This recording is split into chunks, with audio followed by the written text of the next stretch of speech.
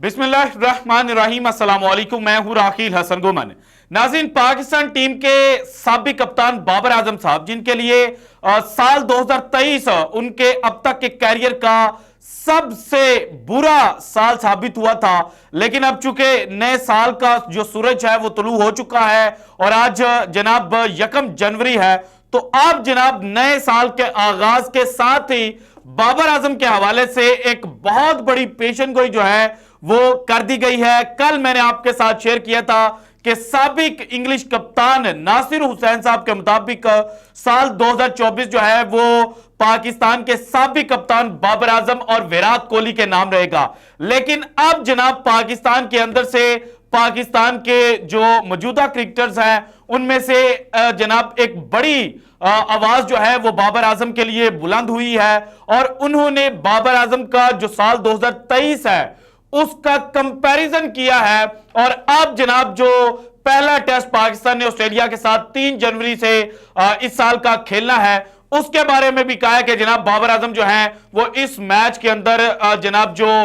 तबाहकुन performance है वो देंगे। सो वो खिलाड़ी कौन सा है और बाबर आजम के हवाले से एग्जैक्टली उन्होंने क्या कहा है, ये आज की वीडियो में मैंने आपके साथ शेयर करना है। इसके अलावा फखर जमान साहब ने स्टेटमेंट दी है कि जनाब शाहीन शाह अफरीदी अग्रेसिव पर्सनालिटी के मालिक हैं। बाबर आजम और शाहीन शाह अफरीदी की जो कप्तानी है उसका कंपैरिजन ड्रा किया जा रहा था और वहां पर बाबर आजम को कूल एंड काम का जो टाइटल है वो पाकिस्तान का जो फखर है फखर जमान उन्होंने दिया और शाहीन शाह अफरीदी के बारे में उन्होंने कहा कि वो अग्रेसिव है और अग्रेसिव पर्सनैलिटी का मालिक है। सो ये जो अग्रेसिव पर्सनैलिटी का वर्ड उन्होंने इस्तेमाल किया है, इसके पीछे की कहानी क्या है ये भी जनाब आज की वीडियो में मैंने आपके साथ शेयर करनी है। इसके अलावा इस वक्त पाकिस्तान चूंकि ऑस्ट्रेलिया के अंदर मौजूद है और कल रात को यह खबरें सामने आ रही थी कि पाकिस्तान का जो नंबर 1 फास्ट बॉलर है हारिस रऊफ, उन्होंने सिडनी टेस्ट से पहले पाकिस्तान का जो कैंप है उसको ज्वाइन कर लिया है। लेकिन अब जनाब उनके बारे में जो लेटेस्ट अपडेट आई है वो क्या है और क्या सिडनी टेस्ट के अंदर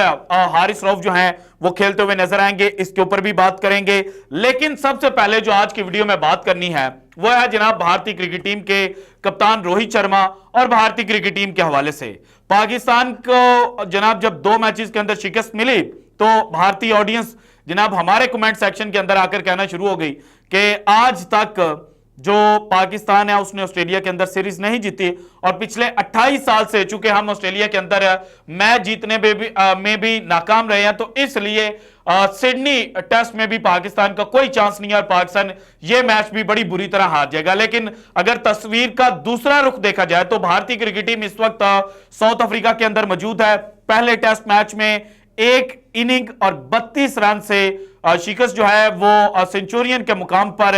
साउथ अफ्रीकी टीम के हाथों भारतीय क्रिकेट टीम को मिली थी और भारतीय क्रिकेट टीम के कप्तान रोहित शर्मा जनाब पहले टेस्ट में दोनों इनिंग्स में कगिसो रबाडा के हाथों जनाब आउट हुए थे और कगिसो रबाडा ने जो सीम फेंकी थी जनाब, उसके बाद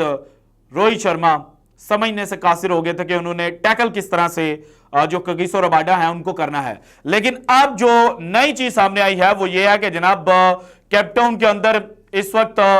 इंडियन टीम जो है वो पहुंच चुकी है। इंडियन टीम के खिलाड़ी बड़े खुश हैं और कुछ खिलाड़ी जो है वो न्यू ईयर की मुबारकबादें जो थे वो भारतीय ऑडियंस को पेश कर रहे थे। लेकिन अगर जनाब जो केपटाउन का मुकाम है उसके ऊपर भारतीय क्रिकेट टीम के स्टार्ट्स को देखा जाए तो जनाब 1993 में पहली दफा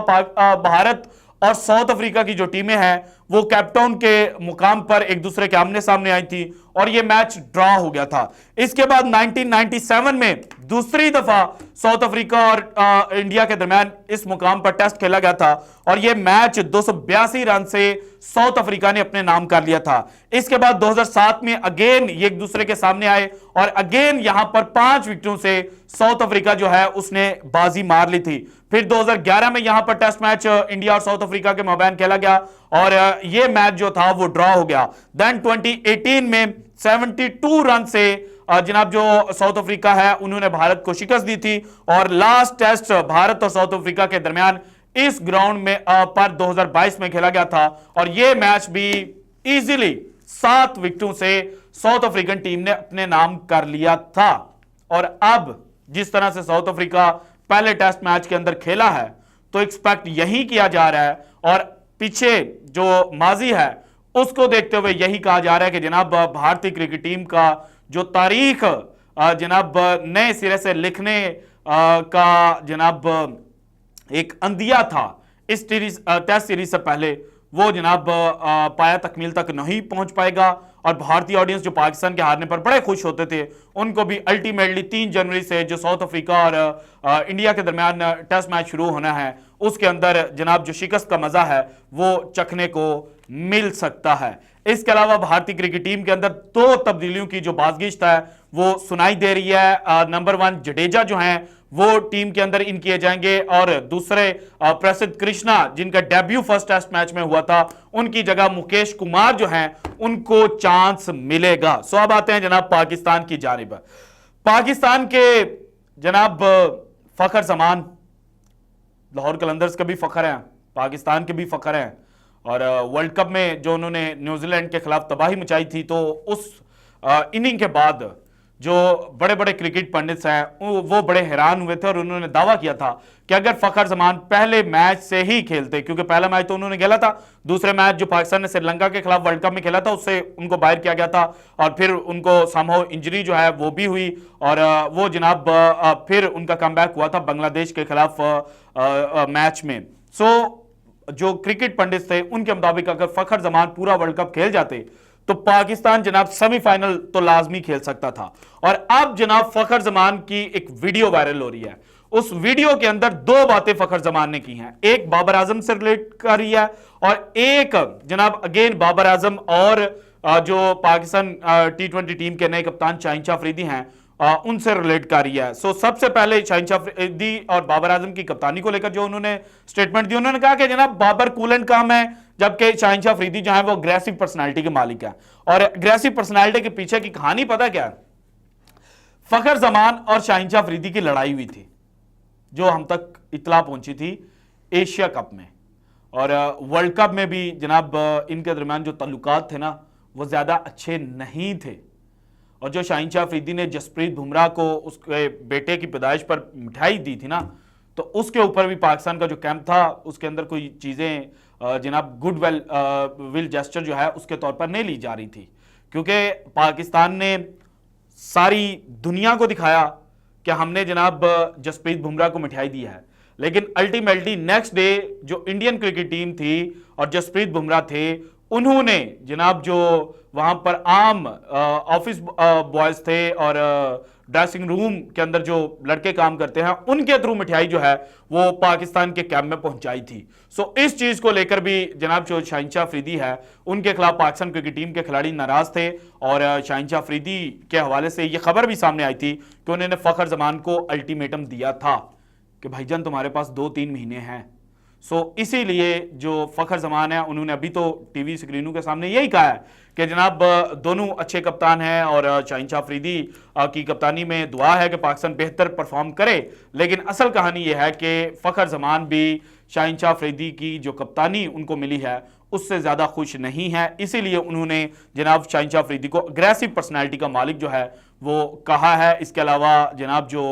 पाकिस्तान के ऑलराउंडर हैं इफ्तिखार अहमद, उनके हवाले से भी ये खबर आई थी कि जनाब शाहीन शाह अफरीदी उनसे भी लड़ पड़े थे। सो ऑल इन ऑल इस वक्त जनाब शाहीन शाह अफरीदी की कप्तानी का जो टेन्योर है वो शुरू होने से पहले ही शाहीन शाह अफरीदी के खिलाफ जो बातें हैं वो होना शुरू हो चुकी हैं। अब आते हैं जनाब बाबर आजम की जानिब। बाबर आजम पहले दोनों टेस्ट मैचेस में जनाब नाकाम हुए। सेकंड टेस्ट मैच जो सिडनी में था पाकिस्तान 317 रन चेस कर रहा था और बाबर आजम ने जनाब सेकंड इनिंग के अंदर 41 रन जो थे वो स्कोर किए थे और यही 41 रन जो थे वो बाबर आजम के 2023 के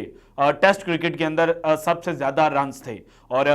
2016 में बाबर आजम का टेस्ट डेब्यू हुआ था और 2023 यानी कि 7 सीजन वो टेस्ट क्रिकेट के खेल चुके हैं और यह पहला सीजन था जिसमें बाबर आजम जो है वो 50 स्कोर नहीं कर पाए थे। और अब चूंकि 2023 एंड हो चुका है, बाबर आजम के कंधे जो थे उनके ऊपर से जो कप्तानी का बोझ है वो भी उतर चुका है, एक्सपेक्टेशंस भी अब पाकिस्तान की आवाम को थोड़ी सी कम हो चुकी हैं। सो इसीलिए फखर जमान ने यह कहा कि जनाब जो बाबर आजम है उन्होंने पाकिस्तान की आवाम को जनाब गलत राह के ऊपर डाल दिया हुआ था, क्योंकि बाबर हर दूसरे मैच के अंदर 100 काट देते थे। इसीलिए पाकिस्तान की जो आवाम है वो बाबर आजम के ये जो 30, 40, 50 रन हैं इनको काउंट ही नहीं कर रही और कह रही हैं कि जनाब बाबर आजम तो आउट ऑफ फॉर्म है। सो फखर जमान के मुताबिक वो कहते हैं कि जनाब मेरे मुताबिक बाबर आजम बहुत जल्दी क्या जो नेक्स्ट टेस्ट मैच है इसके अंदर कमबैक करेंगे और एक लंबी इनिंग खेलकर जो अपने नाकदीन हैं उनके मुंह जनाब सी देंगे। अब आते हैं जनाब हारिस रऊफ के ऊपर। हारिस रऊफ साहब बिग बैश लीग खेल रहे थे और पाकिस्तान क्रिकेट टीम इस वक्त न्यूजीलैंड के अंदर मौजूद है। 29 दिसंबर को आखिरी बिग बैश लीग का जो मैच है वो हारिस रऊफ ने खेला था और उनके साथ उसामा मीर जो मेलबर्न स्टार्स की नुमाइंदगी कर रहे थे और सिडनी थंडर्स के लिए खेल रहे थे जनाब जमान खान। सो ये तीनों प्लेयर्स जब इनका एनओसी जो है वो एक्सटेंड नहीं किया गया तो इन्होंने पाकिस्तान टीम का जो कैंप है उसमें रिपोर्ट किया और अब जो लेटेस्ट अपडेट आई है उसके मुताबिक पाकिस्तान का जो टेस्ट स्क्वाड है उसके अंदर किसी किस्म की कोई तब्दीली नहीं की गई। दैट मींस के हारिस रऊफ, जमान खान और उसामा मीर जो हैं वो पाकिस्तान टीम के साथ ट्रैवल करते हुए नजर आएंगे, लेकिन जनाब वो जो सिडनी टेस्ट है उसमें खेलते हुए नजर नहीं आएंगे। इसके अलावा इब्रार के हवाले से भी एक बड़ी अपडेट सामने आ रही है, वो मैं आपके साथ अगली वीडियो में शेयर करूंगा। So this is it from today's episode. अगर आपको वीडियो पसंद है तो लाइक कीजिएगा, ज्यादा से ज्यादा शेयर कीजिएगा, अपनी कीमती राय का इजहार लाजमी कीजिएगा और अगर आपने अभी तक चैनल को सब्सक्राइब नहीं किया तो कर दें। शुक्रिया, अल्लाह हाफिज।